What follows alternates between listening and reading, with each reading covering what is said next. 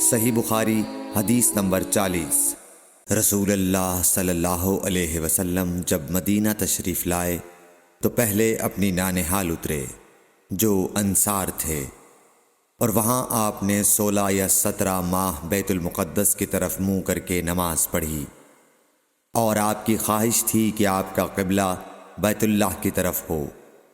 جب بیت اللہ کی طرف نماز پڑھنے کا حکم ہو گیا تو سب سے پہلی نماز جو آپ نے بیت اللہ کی طرف پڑھی عصر کی نماز تھی۔ وہاں آپ صلی اللہ علیہ وسلم کے ساتھ لوگوں نے بھی نماز پڑھی۔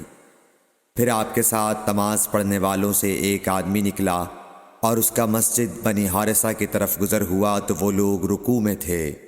وہ بولا کہ میں اللہ کی گواہی دیتا ہوں کہ میں نے رسول اللہ صلی اللہ علیہ وسلم کے ساتھ مکے کی طرف منہ کر کے نماز پڑھی ہے۔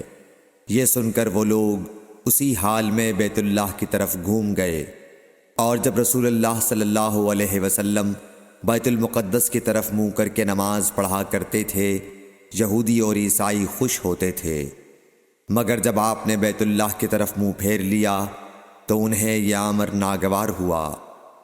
زہیر ایک راوی کہتے ہیں کہ ہم سے ابو اسحاق نے برا سے یہ حدیث بھی نقل کی ہے کہ قبلہ کی تبدیلی سے پہلے کچھ مسلمان انتقال کر چکے تھے، تو ہمیں یہ معلوم نہ ہو سکا کہ ان کی نمازوں کے بارے میں کیا کہیں۔